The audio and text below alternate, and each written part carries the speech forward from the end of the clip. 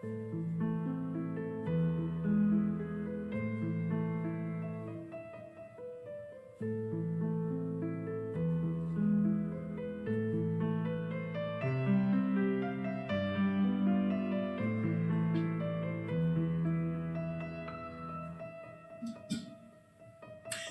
afternoon, everybody. It is the Pga Dfs First Look Show for the Valero Texas Open we've got this week.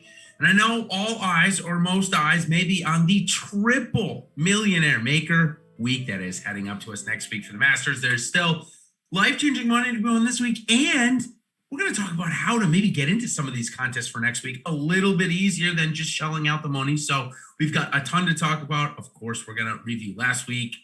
But before I go on any longer, I would just like to thank Monkey Knife Fight, the sponsor of this show. And while they don't have golf contests posted quite yet, I bet by the end of the show they will. So head on over to monkeyknifefight.com, where you're going to use promo code Awesemo, going to get $50 free on your first deposit. Sign up today. You're going to play any sports they got over there. MLB is coming back a couple of days. NBA, UFC, PGA, esports, and soccer. Monkey Knife Fight has it all. And their player props-based contest, they're an easy way to play. You don't have to put in the time and the research. It's just like last week, Jeff, when we had to decide who's going to be in the final four and optimals and quadrants. I don't have to worry about any of that at Monkey Knife Fight. So we had two tournaments, maybe to recap a bit. We're not going to spend that much time on match play because it seemed like the interest was fading a bit throughout the week. How about you? Did you keep interest or same thing kind of along the lines that I just said? No, man, I didn't really keep interest. Once I hit the semifinals, even just for the match betting and stuff, I was kind of out of it. A little bit of the match bet or the pod betting was fun and stuff like that. And just sweating a couple guys that had outrights on, like Answer and stuff early. But, everybody just drifted away. Answer choked, a couple other guys like that. And for me, it was over before it started. And, unless you had like a Billy Ho ticket or something, I think most people were out on this event pretty quickly. So yeah, the match play, that's what it is. It's hit or miss, right? You got some exciting things going on in the pods, I guess, but it seemed once we hit the quarters, man, it was let's just get to the Masters. Yeah, kind of boring golf. And we'll talk about Joel Damon. And as you can see here in our topics, we'll talk about Damon's breakthrough. But under that, for me, when it was a true bracket style, 64 golfers, you show up on Wednesday. If you lose, you go home or go to Augusta, wherever you want to go. I like that a lot better. I just feel like after they get through group stage, people are kind of like, all right, we're kind of done with this. It should almost be over. And by the time the Final Four comes around, Scotty Scheffler versus Billy Horschel, maybe locally that worked out, but I had no interest in watching it by that point. I got to be honest with you. Yeah, I was hoping for Scheffler. Scheffler was a guy I kind of picked as the guy to come out of that group. I'm not shocked he played well. I think he's been kind of trending well. Really good young player, obviously, but by the time he hit the finals, my lineups were toast anyway, so it didn't even matter to me. So I was cheering a little bit for him, but even he couldn't even make it exciting on Sunday. So, obviously it's a long event. So this is the other thing with this event. It often happens, man. You get to the finals, it's a little anticlimactic. One guy just kind of, railroads the other because the other guy's just kind of done for the week. Gets down 2 or 3 and then just totally gives up. He's like, exactly. I'll take the second place check and go to Augusta or whatever. So it is. I like match play. The event, once a year is probably good for this. I don't really know what they can do. I think you're probably right. Let's just do the bracket. Let's just do the sudden death. Yeah, and listen, I get the point where they don't want players to show up for one day and then go home. But guess what? Come on, these guys, use the players would probably prefer that, to be honest. Right? So I guess they were the ones that complaining that they don't want to show up for just one day. But listen, right. As Patrick Cantlay best said, go have the sound clip. I don't know that I can say that on air here, but go find the sound clip of Patrick Cantlay at the Tournament Champions. That's kind of what I got to say. Just show up for one day. You lose, go home. That's the end of the story. Now, on to Joel Damon's breakthrough. Some great content after the win of his caddy and running after the hat and the hugs and everything. I gotta love this guy. In my opinion, he's the most relatable PGA Tour golfer out there right now. So I don't know if that makes it more fun for the win, but Jeff certainly loved to see a guy like Joel Damon pick up a W. Yeah, anytime a grinder like that picks up a win, it's pretty cool to see. I like it too. Guys getting their first wins like that, breakthrough. it's just cool to see. You can just tell there's so much going into that first win. It reminds me of guys like Kevin Chappell getting his first win. This is a million more I could probably point to, but that's just one of the first names that came to mind, probably because we're playing the Valero today and that's where he got it, or this week, and that's where he got it. But I was just about to say, yeah. Guys like that, guys who've been close. We know they're good players. We know they're really solid. They're out there grinding. I mentioned to you before, Joel Damon's been like 50-1 and he's been in contention in like bigger events than this. So we know the capability was there with Joel Damon, and it's nice to see him break through. So absolutely one of those you love to see at moments for sure. So a lot of the golfers going down the list, obviously most of the best players in the world are preparing for next week. So we are going to get a ton of names that played Corrales last week that are going to play here that I think are going to be in play. So let's go ahead, and that's going to be the focus of our review. I'm not going to focus on match play or anything like that. But before I move on, I want to make sure you guys all to know to like and subscribe, especially on the subscribe portion of our YouTube channel here. I'm coming out with short form videos all the time, and they come out sometimes at different times. Best way to get notified is to subscribe to our channel here. So, all right, let's move on to our DFS review. A couple of names, and Michael Glickich. My mom plays on FanDuel. She plays like the dollar events. She picked this guy, and I don't know why I missed him, because normally, my mom is not going to pick somebody that I missed. But Geoff, what did we miss there? Because the guy was about 0.5% owned, but he had been playing pretty well, especially in the alternate field events. Yeah, he's I've kind of tracked him before. He's a guy who's done he did pretty well in the Corn Ferry Tour. Like, he's very competitive there. Obviously, he's competitive enough to get the actual PGA starts. So, one of those guys who was kind of able to grind his way up into the top echelon of the Corn Ferry. And again, these are the type of guys you just got to keep an eye on for these events, because when the fields get watered down like this and they're secondary events, they can pop up. And if they're in any kind of form, even just a little, they just it just feels like these players get confidence when they go down to these secondary events. Damon's a great example too. Coming in with like no made cuts, but again, we know he's talented. He goes down a little bit of a notch, and all of a sudden he's like, "Oh, I can beat these guys," and look what happens. So I think Gillich, or however you pronounce it, the same kind of thing. He wasn't playing too bad. He's a guy who's certainly got it done, like in the Corn Ferry, and just clicked for him this week. So, I think that stats and statistics, specifically strokes gained, I think it's important. And, I was out on the golf course the other day with the head pro of the course that I belong to. And, he's not really into strokes gained. He hasn't gotten too much into that or understand it. But what I told him is it's the most predictive value that we have when trying to talk about professional golf. And one of the things that we did see from Joel Damon, even in his missed cuts, was the ball striking was good. Well, we know when ball striking is good, if we can get the flat stick in the short game to kind of catch up, you're going to have a chance if the ball striking stays around. That's exactly what happened with Damon. That's why we look at the stats. That's why we're there. So love that, especially obviously Damon coming in at 7,700, 14.6x, great return. Rafael Campos is another one that just loves these island events. Every single good start that he has had has been either the Puerto Rico Open or now the Dominican. So keep an eye on for that. Graham McDowell is now calling himself the pass pound specialist. Keep an eye on for that as he comes in the top 5 again. Other names that are like that, there's Hudson Swafford again, a win at this event, and another top 10. So then we got Sam Ryder down there a bit. He's in great form. And the other one I want to mention is Ryan Breb. Guy comes out of nowhere, but I think he had 3 eagles last week, Geoff. And just he's a guy that when he makes the weekend, he's in that Cam Champ bucket that his driving ability means he's going to pay off his salary long as he gets to play 4 days. Yeah, Ryan Brem's a pretty good ball striker. Guy who's had a cup of coffee on the PGA Tour before and stuff. When his ball striking gets going, he can definitely stripe it with some of the best of them. So again, just another player, not that overly shocked to see just kind of pop up with a decent week. And yeah, he was definitely obviously lower owned and stuff like that. But again, this is what you get in these weaker field events. I feel like, and it's funny you bring up the strokes gain, because I think you're right. Especially in these events, like you shouldn't look too much at the recent form and the missed cuts and stuff like that. You should go by, in my opinion, more of just like the pedigree. Like Damon was. That's what I was telling you before. Like Damon was kind of stuck out to me, and I wish I had played him and stuff like that. But you can even go down the list. A guy like Gillich obviously had some some pedigree from the Corn Ferry Tour, so he shouldn't have rid him off. David Hearn always seems to show up in these events, like regardless of what he's doing. He's just like makes the cut. He makes some birdies. So I don't know. I'd say the one guy that like really did kind of perform up to his, like, what we expected to, especially, well, there's a couple guys, but I mean, Grillo and Justin Sue were kind of like, they did what they made a lot of birdies. They got in contention, they didn't close, but they played well. And you saw that the talent is there with guys like that. So.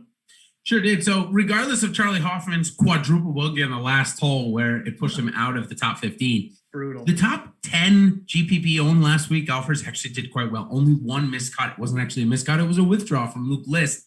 All the other guys made the cut. There were, I think 2 other top 10s, the winner in 8 top 20s. So a really good week for the chalk. If you decided to play it, it's just sometimes how that works.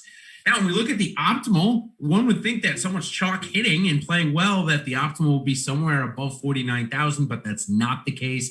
It was 47,500. Joel Damon, Graham McDowell, Rafael Campos, and Glikic, who we all just talked about, all coming in under 7,500 or 7,700, I should say. Ryder and Grillo were the other 2 top scorers. Look at the top GPP lineup. Done by a pro that we have been following, goes by the name Forsaken, and on Twitter, downside of me, you got to switch the O to a 0 though there to actually find the right person. They absolutely dominated this week, coming in first, coming in 6th, coming in 7th. We'll take a look at their allocations in a bit. But as you can see, the top GPP lineup: Thomas, Peters, good to see him playing decently again. Sam Ryder, Seb Straka, Joel Damon, the aforementioned Ryan Bremen, Michael Glikic. What a find, 0.3% owned. That is how you do it. 71% total ownership while still playing 3 rather chalky golfers, Jeff. You got to love this lineup. Finding Glikic, that was the $50,000 ticket last week. Yeah, absolutely. How old was Campos last week? Right in that 1 to 3% range. Nothing high. Yeah. So, playing Campos on the island events, I think that was a good call as well, obviously. The other guys, again, I think Damon was not an obvious play, but, just from a talent perspective, made a ton of sense. Yeah. Ryder playing well, Grillo playing pretty well. GMAC, I mean, that's one guy I veterans have done well at this course, but that's one guy I don't know if I ever would have considered this week just from price, but obviously performed. We've seen him perform in these events before. And the other 2 were just, fantastic GPP plays. So, I mean, you look at the lineup, you think, everything kind of clicks, you just, you fall in the right punt play there, like you said, and it's like a $50,000 decision. So crazy. That's how it happens, right? Yep. Let's go into our allocations in the pro review. But before I do, I mentioned at the top of the show that MLB is coming back. And of course, we love that over here at Awesemo. And we've got a promo for you. It's called the Starting 9. MLB opening day is April 1st, just a couple of days away. And so what you're going to get is your first 9 days of Awesemo plus MLB for only $9 when you use promo code STARTING9. That is starting and then the number 9 or the numeral 9. That gives you access to everything we have to offer for MLB DFS, including player projections, ownership projections, top stacks, lineup builder, and of course, our premium Slack channel. This offer is valid through April 9th. Stop guessing, start winning, and join Awesemo Plus MLB today. Okay, let's go ahead and go over a couple of how the pros did it last week. Let's start off with our own Alex Awesemo Baker, who had a very good week. Did not win, did come in 10th, also came in 4th in the $500. So overall, a really good player pool this week. In fact, of his top 13 owned, he only had 1 miscut, Lucas Herbert in there. Other than that, top started with Grillo and Garnett, along with Johnny Vegas, Zanotti, Brian Stewart, made the cut, didn't play that well. Then you have Joel Damon at 26%. So a great player pool for Alex last week. Certainly seems like he is hitting his stride here, Jeff. Last couple of weeks, he's on fire. I'm not going to take credit for it, but I will tell you, we dug deep about 3 or 4 weeks ago on some of these strokes gain stats, changing up some of the projections, and he has been on fire since. So hard to fade Alex when he's on a heater. You can take credit for it. That's okay. I mean, that's what you're here for, man. You're the PGA, you're the stat guy, obviously. So, but yeah, no, another nice week. I mean, going big on Grillo, I think made a ton of sense. I like that call. I mean, Grillo is just consistent. Again, you get him in these like secondary events. He's just a little bit easier on his psyche, I think, to shine through. He still never wins. I mean, he's like the Tony Finau of like the secondary events, but I definitely like going big on him. Garnett was a great call. He is the Grillo of secondary event. I mean, he really is the Finau of secondary events, though. He really is. I mean, he's just like, automatic top 9. He'll come through with a ton of birdies, but yeah, and the Bryce Garnett call was good too. He's kind of like the mini G-Mac, just a good putter, good at getting around these kind of courses too. So Perez in there. Peters obviously had allocation too. Lots of Damon, obviously needed that, and hit the right buttons on the guys below too. Roger Sloan, another Canadian who paid off pretty well this week too. So really, just that's a really good allocation. Even knowing what we know about the golf tournament, it would be hard to make a better allocation than this. Really is. And the fact that he only nice week. Yeah, the fact that he only came in 10th kind of surprised me a little bit, but still, obviously, anytime. And that's that one play, though. There's no the glitch. Yeah, there's no glitch there. Yeah, exactly. Glitch, whatever is this. Now, for me, for my GPP, I focused on match play for my GPP lineups. The one lineup that somebody mentioned just in chat a bit ago that did win the $555, which you guys will see in a bit, that came in 31st in the $15, so a pretty good lineup. I made 20 entries in the $15, and I know some people only do 20 entries. This is my allocation. It went Justin Sue in 75% of them, Joel Damon in 2/3 of them, Tyler McCumber in 58% of them, then Peter Uihlein, Vince Whaley, Brendan Wu, I can't get away from, Bryce Garnett, Tom Dietrich, Lucas Erbert. So not bad. The amount of entries here, I always go way more aggressive when I'm only doing 20 entries, Jeff. I just feel like if I'm only going to do that limited entries, I really got to press my leverage. That's what I did. I ended up having a profitable GPP week with the 20 entries, but that's really only because of the one lineup. Now, we don't really need to talk that much about that. Let's go on to the winner of last week and how they broke it out. And I was super excited to see that their highest owned player was 30%, because we haven't had a GPP winner that has what I would call considered a conservative strategy come out and win. And not only did they win, came in 1st, 6th, and 7th. I threw on there their bottom categories. Glickich, 8%, and Breb, 7%. Jeff, that's not a lot. I mean, that's all they needed to do there. Goes to credence to show that, hey, maybe this is what we should do in these type of events. Take some of these really low-owned plays, give them almost 10%, and look what happens. I definitely think for these types of events, you can make a way better case for getting up there with a little bit more ownership on guys, especially if you feel strongly about them. And like I said, Glickich made sense as a guy to target for like a 1%er, because he's got some experience and some pedigree a little bit from the Corn Ferry Tour. So Josh Teeter, and that was I don't know, did Teeter make the winning lineup for them? I can't remember. No, they didn't. But Teeter had a good week. Like, that was a good call too. Sloan, I said. So just a solid, like, just killed the kind of bottom half of this field, obviously. And I think you're right. I think you take like a group of guys, you go a little bit bigger on them in these weaker field events, because the talent gap just isn't that big from top to bottom in these. So exactly. You're not getting a Dustin Johnson at like plus 800 ever in these. So if you did, so it's I agree. I think that's a good way to put it.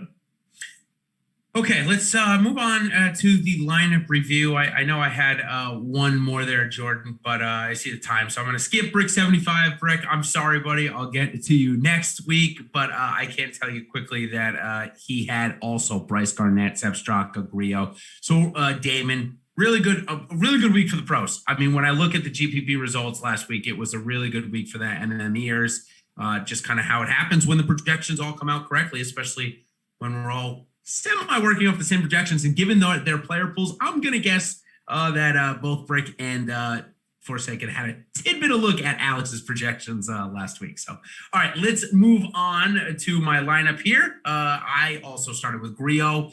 I went to this lineup late because I saw Alex's projections of Grillo coming in about half of Charlie Hoffman, Jeff. So that was easy for me. Not that I didn't like Charlie Hoffman. I just like Grillo over. Felt like I could get leverage there, and it worked out really well for me. Hoffman was 30% owned in the 500. Then, of course, the Joel Damon was the easiest value pick of the slate. As you can see, they're 33% owned. Vince Whaley snuck through the cut. I was sweating that +1 cut all Friday. I knew I had a chance if he made it through, and he shot 400 for me on the weekend and a birdie streak. So, as you can see, a limited entry field, stuff like that can get it done. Yeah, absolutely, man. Great lineup, obviously, right off the bat. Love the Justin Sue play as well. Justin Sue, obviously, I was getting excited. Maybe he was going to bank it there. That looked like a Justin Sue bank looked like it would really put you in some nice profit for the week. 75% owned there in your player pool. So McCumber was a guy I actually did use. So I like that call as well. I really liked him. But yeah, I think you're right. I mean, I think the main, I mean, obviously Whaley getting through the cut and stuff was nice, but like I think your main sort of advantage was going Grillo over Hoffman, and then obviously you benefited from a little quad at the end. But I mean, Grillo was clearly beating Charlie. Beating before that. He had the massive, I think it was Saturday round. So just a good call there, and I agree again. That's why the ownership projections at Awesemo are very valuable, man. You can make calls like this. You can figure out who might be trending towards being like the pivot play. So. Smash that like for Jason, guys, for his big week. Let's hit it. Let's get the like button going here. And yeah, man, great lineup.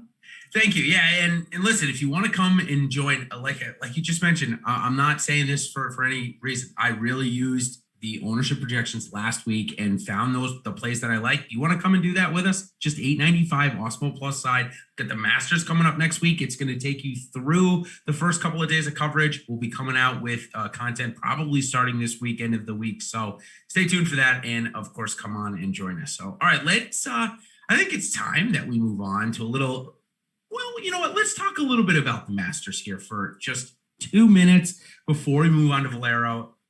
Geoff, I want to get your opinion on what you are expecting out of next week, the biggest PGA DFS week in the history of PGA DFS golf. What do you think about that? So what do I expect out of the Masters? Yeah. No, man, I expect it's going to be great. It's just going to be a big event. Like you said, it's going to have a ton of contests, but I think this one's even going to be bigger than past ones. I think, the betting is more mainstream. It's back in its regular spot. It's not like a different Masters where we're just kind of squeezing it into like the end of the year like last year. Like this is the regular time. We got March Madness ending, everything else. Like the build up is there this time. Real. Yeah, it's real, right? And I think it's going to be a really, really fun event. I think it's going to be massive. I think it's going to be covered more than it ever has as well, just even on the DFS and betting side. So. Lots of big, obviously multiple millionaire events on DraftKings. You guys got to check those out. But there's just going to be a ton of great DFS stuff going on. And yeah, I'm really looking forward to it. I already got a couple guys. I've already made some bets as well. So I'm already pumped for it. I don't want to look too far past it. I still got my eyes on this week. Don't worry. I got some guys that I'm feeling pretty good about. But yeah, I'm pretty pumped for the Masters. I was pumped for it last week too, quite frankly. But yeah. Me as well. So what I wanted to bring up here was, let's say that you want to try and get fancy and join one of those, say, $4,440 contests. This week, you can do that for trying to play in a satellite. Just $75 for the buy-in there. Let's say you want to try and get a couple $100 tickets that they've got offered. Well, you can join satellites for as low as $5 this week. So that's why I want to bring it up. You listen to our stuff this week. We have a good week. You're going to play possibly for free next week. I've been trying to do that for a while now.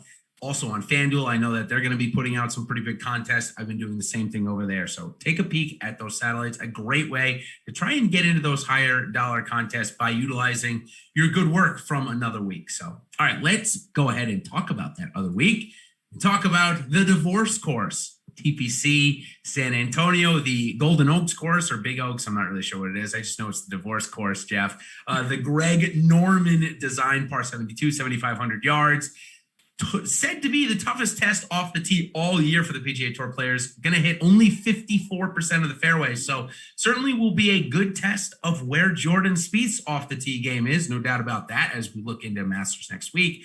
But Geoff, what else do you have on this course? Obviously, all these missed fairways going to mean a lot of missed greens as well. It's, you look at the stats for this course every year, and it's always like, yeah, I like this course. I really do. I wish it was at a bit more of a bigger event because I think it's just it's a solid tee to green test. Like you can score here if you hit the ball well. Corey Connors showed that last year. Yeah. And here's something about this course. Corey Connors got to 20 under. This was still the 12th hardest course on tour last year.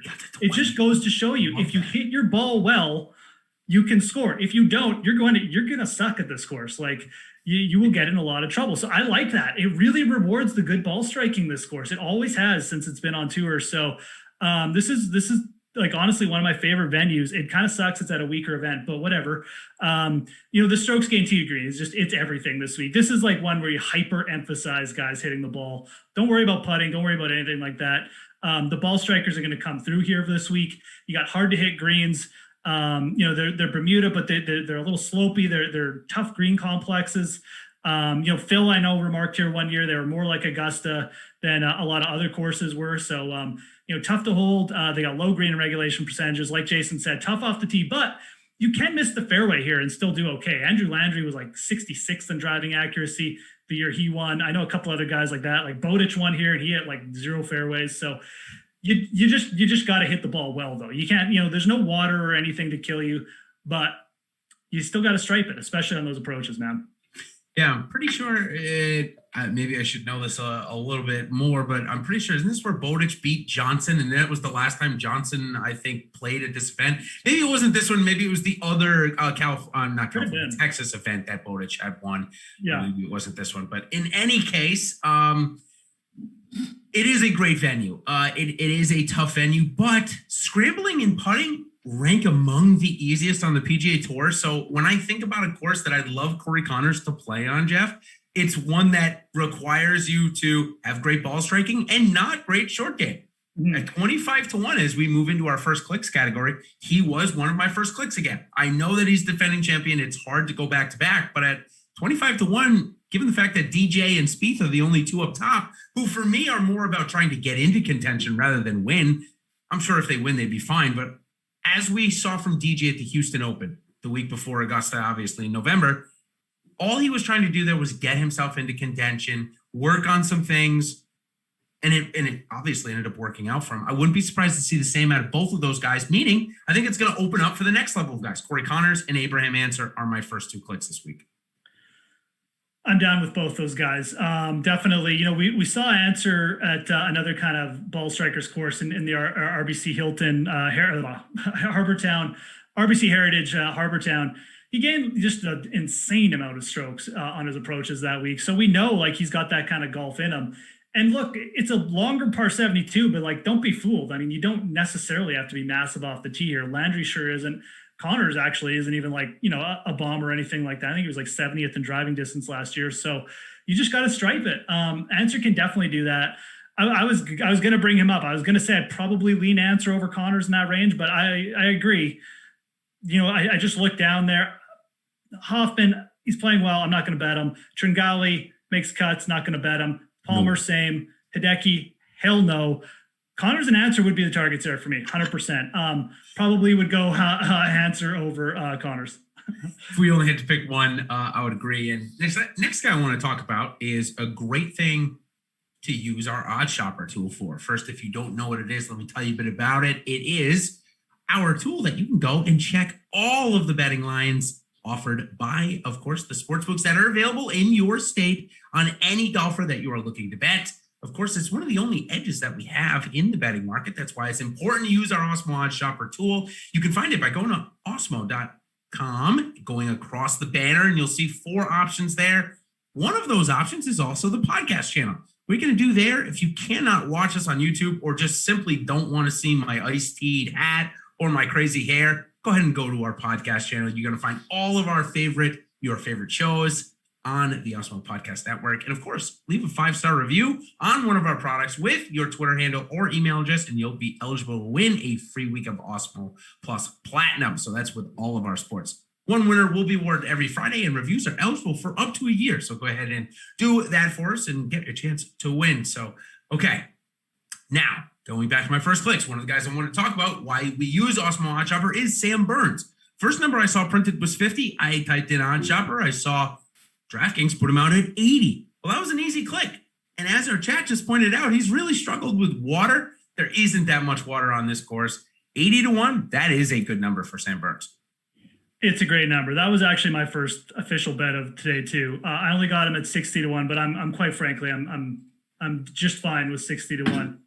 I went to bed last night. I didn't really go to bed because I didn't sleep last night, but I was thinking, if we could get Sam Burns at 40 again, that'd be good in this field. And then, popping up at 60. Yeah, of course I'm going to take that. He's he's been striking the ball fine when he's been on. Obviously, he's had a little bit of trouble his last 2 times out, but look at what Joel Damon did off 4 missed cuts. Not these guys aren't necessarily that far away. He's got good experience being in contention early season. Now he's coming to a weaker field event. This could easily be one of those spots where he's just like, oh, there's one big guy here, and who cares about the rest? I can beat these guys, and the confidence might just show up. So either way, these odds. We were betting Sam Burns at like 40-1 at the Arnold Palmer 3 weeks ago. Of course, I'm going to bet him at 61 here. Love it. Yeah, and our chat just points out, thank you, Mr. Spaz Bite. Great call on Abraham Answered. He does live in San Antonio now. He went to like Odessa College, so from Mexico, but has settled now in this area. So kind of a home game for him. No surprise to see him play here this week. Another guy that is in the Sam Burns talent pool was playing very good recently. Also a winner in Texas. Maybe at a very, very different course. I guess maybe my body doesn't like me talking about Aaron Wise. Jeff, 80-1 this week. I actually feel like he's coming around a bit. We're going to start to see more consistent play. We know he's got the top end talent. And at 80-1, I think this is a great spot to jump on him. It's, I'm actually surprised that he's available at this price. I guess he just bombed so hard on Sunday at the Honda that, the books are just like, oh, we'll just forget about him again, which is nice because you're right. I mean, you look at this field and like Aaron Wise, being like 20 points bigger than Cam Davis, bigger than Lanto Griffin. I mean, like Cam Davis doesn't even have a win. Aaron Wise is really talented. Is he inconsistent as hell? Absolutely. Is he going to tantalize us with like a third and then 4 missed cuts? Yeah, but when you get him in these fields at this prices, when we've seen a little bit of form coming in, it's a solid bet. Absolutely. I definitely have him on, have him pegged down there in that range. Just even looking down there, there's really no one else. I mean, you could go back to Damon, I guess. Ryan Moore has some really good course history. I just can't believe Ricky Fowler is at 81 in this field, but there's no way I'm betting him. I could make a case for a guy like I could make a case for like Varner or Moore on the course history thing, but quite frankly, Wise has shown way better upside than those guys of late. So I agree. The guy for me in that range is Wise. And I guess some of the other guys you mentioned, like, okay, for example, Ricky Fowler, I'll talk about him for 1 second. This isn't a situation like we had with Ian Poulter years ago that he was playing good golf before winning the Houston Open and then getting into the Masters. Ricky Fowler is not playing good golf. It's not that situation. As much as Ricky wants to be there next week, he's got to play good golf to get himself there. It's not happening right now, at least.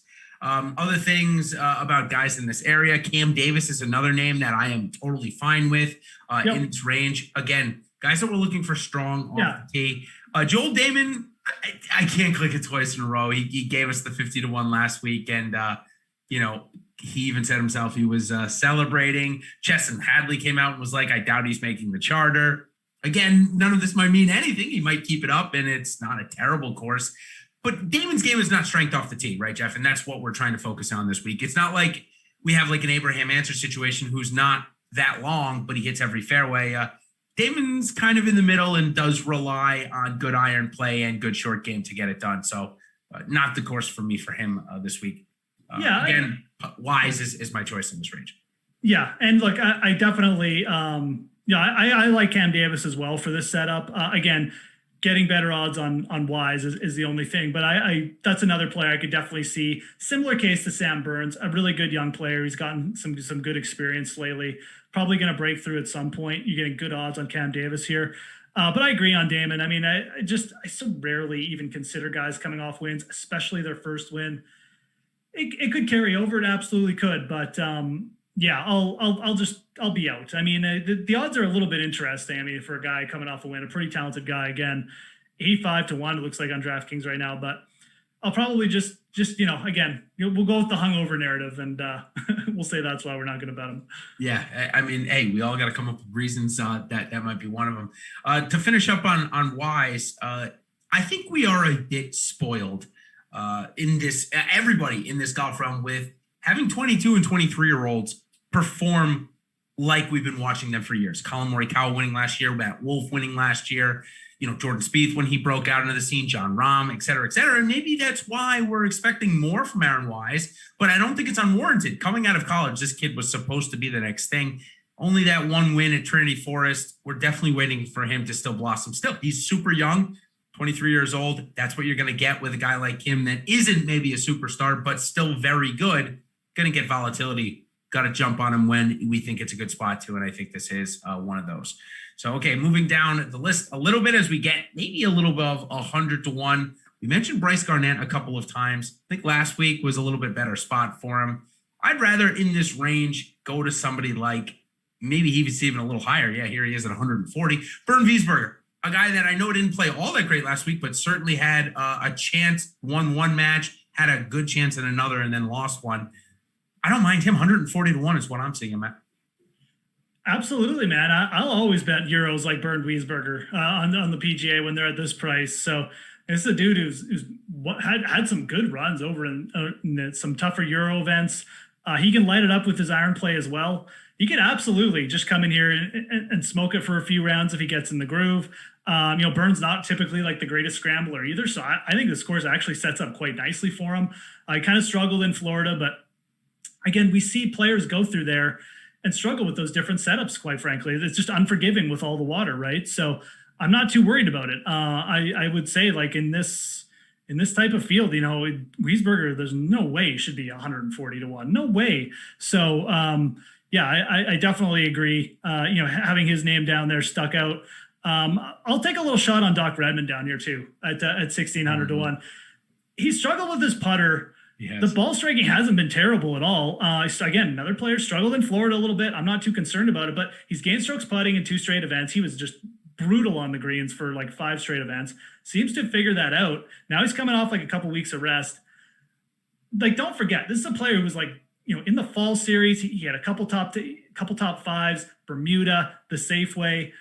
This guy was lighting it up with some low rounds. If these irons get going again on a course like this, he's very much a little bit of a Corey Connors-esque player. So I don't mind Doc Redmond down there at 1,600. Just it's that type of field, that type of event. So yeah, and good. Actually, I think he performed well here 2 years ago in one of his first starts on the tour. So if you want to pull off of that, not a bad thing to pull.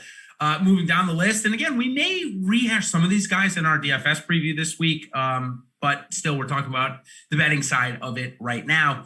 And a guy in the top 10 last week kind of snuck into the top 10 due to Charlie Hoffman blowing up, Sepp Straka blowing up, which both those things, I can't even tell you. I messaged Jazz Raz when Grillo was coming to 12, and I go, hey, Jazz, I need Grillo to outscore Straka and Hoffman by 10 points with 6 less holes.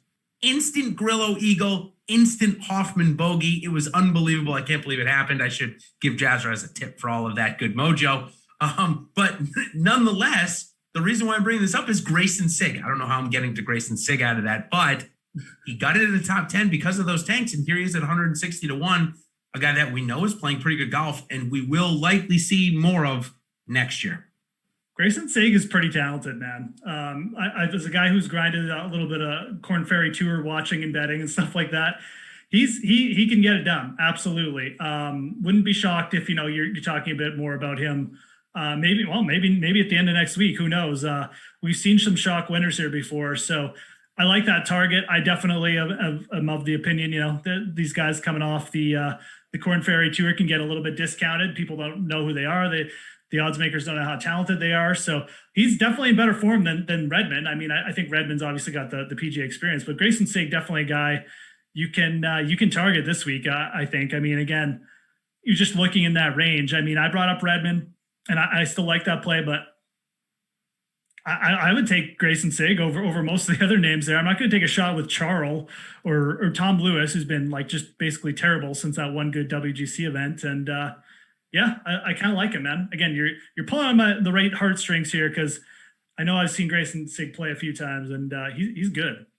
Well, that was maybe a little lucky there to pull on that, but he does certainly have some game. I'm absolutely interested in him this week. Going to 175 to 1, another guy. I actually just brought him up as a friend of Joel Damon's, if you will, but a guy that came in 20th here 2 years ago and had his best start on the PGA Tour in quite some time, came 13th last week, and it is Justin Hadley. I think this kind of course is made for somebody like him that maybe struggles off the tee and like everybody else will this week, and can kind of use the strengths of his game to good finishes. So Chesson Hadley 200-1 is where I first saw him. Can I get you to buy in, or do you have another couple targets in this range? Probably not going to get on Chesson Hadley, but I will admit I don't necessarily have anyone better. So, going down, I know I took a look at this range earlier today, and I just nobody stuck out for me that I'm super pumped about. Kyle Stanley did have it going for a while early in the year. People kind of excited about him getting his game back. Does he just come back now? After a few weeks off at like 300-1, I would probably be okay just throwing like a few bucks on Kyle Stanley. We know when his irons get going, he can gain 10 strokes in an event. So I think Kyle Stanley probably, just from the name pedigree, stands out the most. That would be a guy I'd probably have a little bit of confidence in. I guess I shouldn't write off Chesson. He's a similar type player. He can just sort of pop up with those irons for week to week. But I think Kyle Stanley, I think I'd prefer to go bigger. Maybe go down, throw a few bones like Scott Harrington or something like that. But for me, maybe Camilo down there plus 40,000 too. It's a little interesting. Camilo played well at the Honda, so Camilo and Kyle Stanley, maybe a couple other guys you can think about if you're looking for like some deep action, Jason. Yeah, and normally my deep action would be trying to find one of these young kids, if you will, that nobody knows about, or maybe not nobody knows about, but that the books don't know about this week. The only one that I think I really have a play at would be Akshay Bhatia. He's 250-1 this week. I don't know. I even think that maybe that's a little bit too small. The other name is Austin Ecklerat. He is 300-1, the 17th ranked amateur in the world from Oklahoma State. And then the other one is maybe just a cool name. And maybe I got to find out more about this kid. He goes to SMU. Truthfully, I've not heard much about him at all. And I'm trying to look it up, and I don't even know if the odds guys have priced him yet. Oh, yeah, it is. Mac Messenger is the guy's name. Jeff, is this the first time you're hearing about him? Because it is. Truthfully, it is the first time I have. Yeah, no, absolutely. I got him on the odds here. It looks like he's like plus 75,000. 7,500. Yeah, it's something crazy. But no, the first time I've heard about him as well. I'm not even sure how he got into the event. I assume maybe some kind of college sponsor invite thing. Yeah. Yeah. Some kind of local invite, right? Or obviously college sponsor. But yeah, I mean, look, there is some young players in this event. So the one thing I'll say about this course, it's a little tricky. So I think it's one that experience definitely helps a little bit. So Bhatia is the one guy I think I would be okay sprinkling a little bit, just because we know his talent and stuff like that. And we've seen it pop up. We've seen it pop up, quite frankly, on other like little tricky tracks as well with good weeks. So I don't mind that at plus 2,500. Again, the back half of this field very thin. You're either taking a shot with an out of form guy like a Kyle Stanley and hoping he kind of pops up, or you're going after like a young talented guy. So eventually Bo Hostler will make a cut again.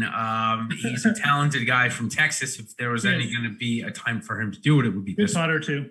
He is a good putter. Okay, let's go to our DFS preview here. I think we've given enough odds here, and we'll talk about this for just about 10 minutes as we've got the NHL Strategy Show with Jake Harry and Terry McBride coming up right after this. So we're going to get out of here in just about 10 minutes. But before we do, let's go ahead and preview the slate here. We've got $15 buy-in on DraftKings coming in, $200,000 first place. You got to love that. Also, a $500 buy-in for $100K to first. A couple of other good contests out there as well. We start at the top of the board. Honestly, I had Johnson Spieth 1-2. I had Johnson coming in at 11-6. So not bad. Pretty much maybe a little bit over it. Tony Finau at 11,000. I know he came back in that last match, but I'm out on that price. I would rather pay 10-7 for Jordan Spieth. And I'm unsure what to do with Scotty Scheffler. I haven't got him right this year. Last week was the time to get him right. Now he's 10-4 at a course where, yeah, actually statistically it looks like it lines up perfectly, Jeff. But what do we have coming off of a match play where we played a ton of golf? Yep, that is the question. I'm sure you'll be hearing a lot about it this week. What's fatigue? I mean, Scotty Scheffler played a ton of matches. You saw him fatigue at the end too, so that's like stuck in people's minds, right? Yep. I think you could potentially get an ownership dip on Scotty Scheffler here. I'm okay going back to him personally. I mean, he's a young dude. I mean, couple days off in between. So what? I mean, these guys play golf and like their days off anyways. Like I'm not that worried about it. I want to see, I want to see where the ownership projections are coming in between Spieth and Scheffler. I will probably play the lower owned of the two. I don't think this is a terrible track for Spieth, even though, the off the tee stuff can get him in trouble. Again, it's not so much accuracy. Spieth has been okay off the tee actually too, for him anyways. Recently, very much so, yeah. It's really more if he just lights it up with the irons. Like, I mean, we've obviously seen him finish runner up here to Jimmy Walker in 2015. So he's a Texas guy. I don't mind targeting Spieth here, but to me, it's probably going to come down to who's the lower owned of those two. It's almost like that Hoffman Grillo thing that you talked about last week. There's a guy coming in half the ownership. I'll just play that one. Hideki Matsuyama at 10-1. I know he's your guy, but he's terrible. And you've got Answer Connors right below him. Is there any way you can click his name this week? Nope. Don't even want to talk about Hideki, so I don't have to think about him. Fair enough. Yeah, I'm going to play Answer. Could sprinkle in Connors as well, depending on how many lineups I put in or whatever. I don't mind Connors, certainly getting a bit cheaper price, but I'll probably just play Answer in that range. I think, the guys below him, Hoff and Tringali especially, make for good cash game plays. Definitely like a good cash range. If you don't want to play Johnson or Spieth because you think that they're, even in their games this week, they're going to be thinking, okay, next week, if I have this shot, what am I going to be doing? Mm-hmm. And maybe let's say that their upside is capped at a top 5, right? They want to get into contention. They want to have a chance on Sunday, but they're not necessarily out there to win it this week. Are you okay with starting Answer Connors? Do you think you're giving up too much by not getting DJ or Spieth in your lineup? I mean, Spieth hasn't won in a couple of years, so I guess I can't really say Spieth, but DJ, I guess more so. It is interesting. I know I looked at it and I'm like, feels like you might have to pay up for one of the big guys, but starting Answer Connors or maybe even like going a little deeper and like Answer Hoff maybe. I don't like that as much, but Answer Connors especially, I feel like that could probably work. Those guys are playing really well. Connors obviously defending. I think he's probably quite focused on this week, likes the course, great course setup. Answer chasing that first win. He is looking pretty close, Answer right now. So I think those two, if I'm not targeting one of those top 3 players, especially, that's probably how I would start Answer Connors for sure. Now, when we move to the next range, 94, 93, 92, for me, Ryan Palmer, the way he's been playing this year, 9,400 makes sense. Got to be honest, the next 2 guys, maybe 3 guys, maybe 4 guys don't make any sense to me. No. Matt Kuchar's coming off his best finish in 7 years. Maybe not 7, but at least what seems like a long time. Brendan Steele has had a kind of low-key good year, so maybe I can get by with him, but I can't see Tringali and Hoffman $100 cheaper or $200 cheaper than Ryan Palmer. Palmer's just playing really good golf. Had a great match against John Rahm that he ended up losing on the 18th or in playoff in extra holes. So it's not like he was playing bad last week. He was right there. Absolutely, dude. And I agree. I mean, I would rank those guys kind of how they're set. I mean, Answer, Connors, Palmer.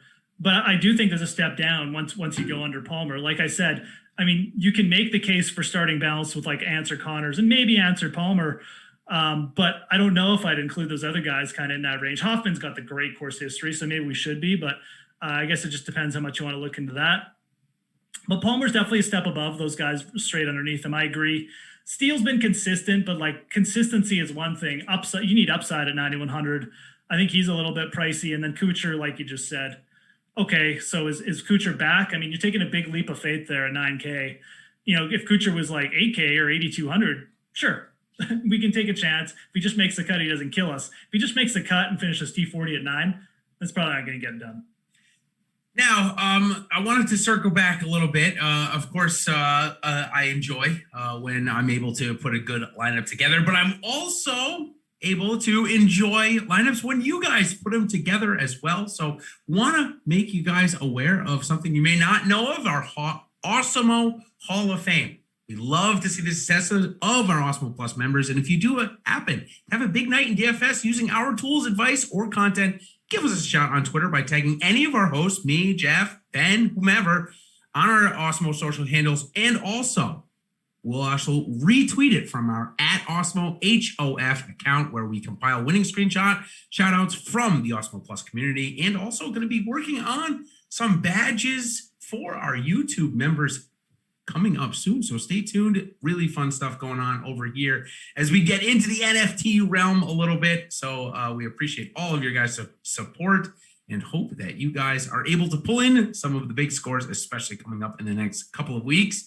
Maybe a couple of guys that'll help you do it this week, Jeff, as we move into the 8K range.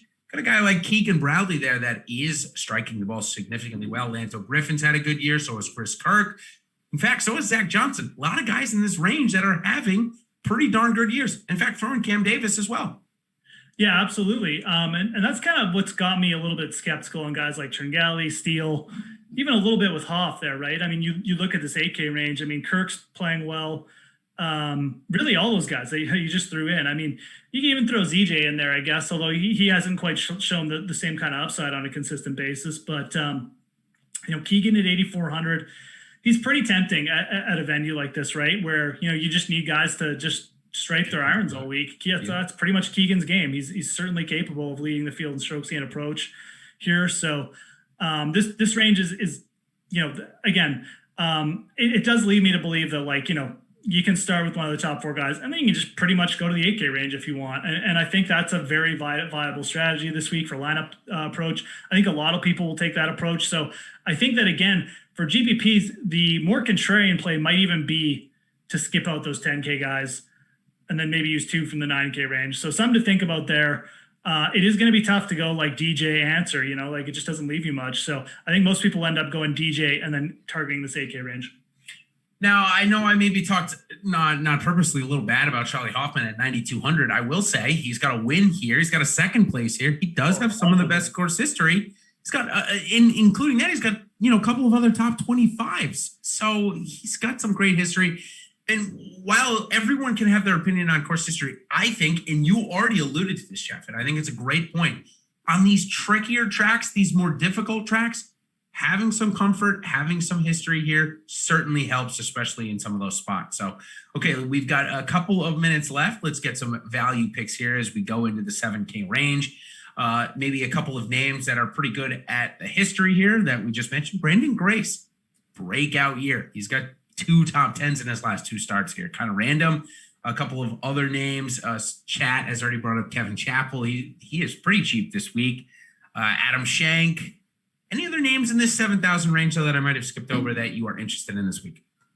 Yeah, Grace is definitely interesting, playing well. I'm okay going back to Doug Gim on this course. I mean, more of a ball striker's course. I know we kind of let everyone down at the Honda, but if people are just going to get off him for one miscut, I'm fine with that. I think Sepp Straka sets up well, too. A guy who, tee to green, he can just dominate. More of a GPP play, just a pure punt, but I definitely don't mind it. Coming off a good week, he can definitely get hot. And Chase Seifert at 7,100, see how popular he gets. But I think most people who, go buy into the strokes gain approach and look at that, he's killing it with his irons right now. So, 3 top 20s in a row, T3 at the Honda. Seifert playing well, 7,100. He's really cheap. So, definitely sticks out to me. T35 and T25 in his last 2 starts. He's 7,500 this week. And it's Phil Mickelson? No, can't be, right? And it's the week before the Masters. Are you playing him? Dial it up. It sounds like we might be playing him. Dialed in correctly. It's got that CBD coffee for wellness going right now. I got to be honest, it has looked better. I don't know if I'll click his name that much. Got Eric Van Rooyen there that got out of group play. I don't really like him. Maybe for GP. Yeah, me neither. Johnny Vegas is great off the tee and had a good Sunday. I'm actually interested in him, 7,400. He's a Texas guy. I think he's Dallas. Sure. As we move down the list a little bit, Harry Higgs has popped up recently. And below 7K. We've said Grayson Sage. I like Tom Lewis. I like Will Gordon. And I like Roger Sloan. 4 guys right there. I like most of those guys, too. Sloan was going to be one of my guys for sure. We already talked about Sig. I'm going to see if I can throw anyone in there. But I think that's Doc Redmond would probably be the one guy I'd throw in there. 6,600. He's super, super volatile, obviously. But I'm a believer in the talent with Doc Redmond. He's going to turn it around soon, in my opinion. So, but I like those other guys. Sig for sure. Harry Higgs, 7,100, obviously. And Sloan playing well. Sloan definitely like hitting a lot of greens right now. So played well last week too, making cuts. So yeah, I like that basket of players.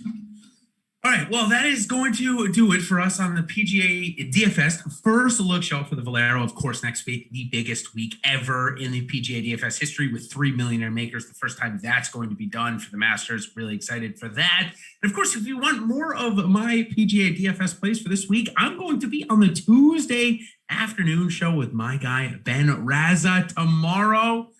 And my guy, Eric Lindquist, he's going to be checking in on Wednesday as we give our buddy Tim a little bit of a break for the next couple of weeks. So you can see me tomorrow, Tuesday with Ben Raza, 2:30. Look forward to that. And of course, stay tuned for all the rest of our awesome content. And if you're not already an Awesemo Plus member, great time to join as we get the Masters next week, which we will see you all for. Good luck this week at the Valero, everybody. And we will see you for the Masters next week. Cheers.